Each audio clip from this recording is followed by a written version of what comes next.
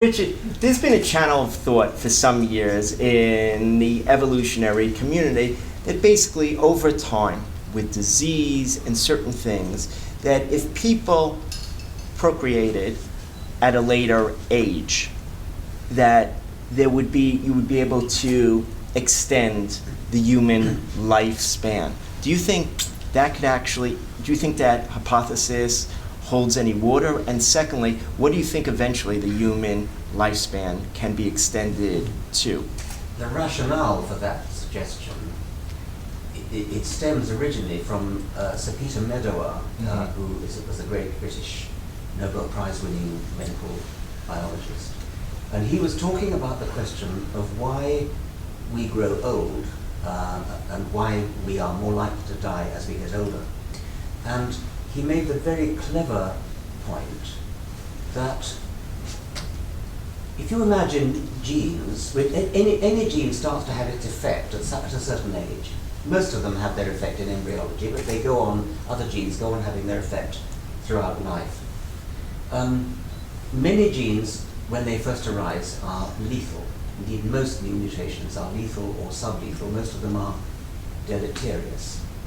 Now, if you imagine a lethal gene which matures when you're 10, and another one which is just the same but it matures when you're 20, another one that matures when you're 30, another one 40, and so on, and so on. A gene that kills you when you're 10 is never going to get into the next generation because you're too young to reproduce. A gene that matures when you're 20 has a very good chance of getting into the next generation. A gene that matures when you're 60 has almost certainly had plenty of opportunities to get into the next generation.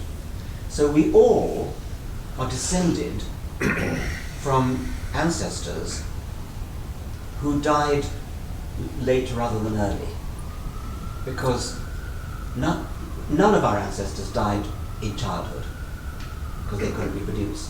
Some of our ancestors died at 20, more of our ancestors died at 30, more again died at 40, and so on. So by the time you reach 80, you're full of genes that have made it through generations. And so Medawar's theory was that old age is a kind of dustbin of late-acting lethal genes, from which it might, the suggestion you made, which I made in The Selfish Gene, is that if you wanted to prolong human life over the long term, in an evolutionary sense, what you would do would be to encourage people to reproduce late. Because the later they reproduce, the more opportunity there is for late-acting lethal genes to mature and to not have matured before they get that chance to reproduce. It was a fanciful suggestion that I made. It just followed from. But the interesting thing is, The Selfish Gene is about 1972. 76. Yeah. But since 1976, the average age that people were giving birth in 1976 probably was mid-20s, later 20s. Today, it has to be, 7 years later.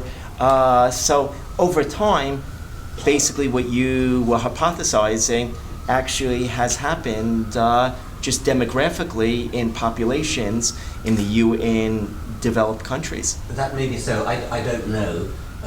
I would think that there would be a very slight tendency in the direction that I predicted, but there's probably so many other things going on influences that I wouldn't expect. But what do you think that the human lifespan could be eventually extended to? Because one of the founders of Google is doing a tremendous amount of supporting a tremendous amount of research to extend the human lifespan. What do you think is possible?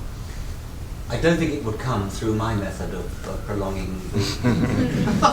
So people having kids at the age of 60 is not going to work. I think well, it might eventually, but I think if somebody is putting money into it, then I'm guessing he's putting money into a different area, medical research, right. for one sort or another.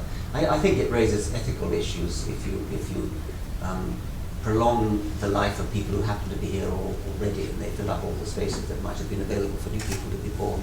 I don't know.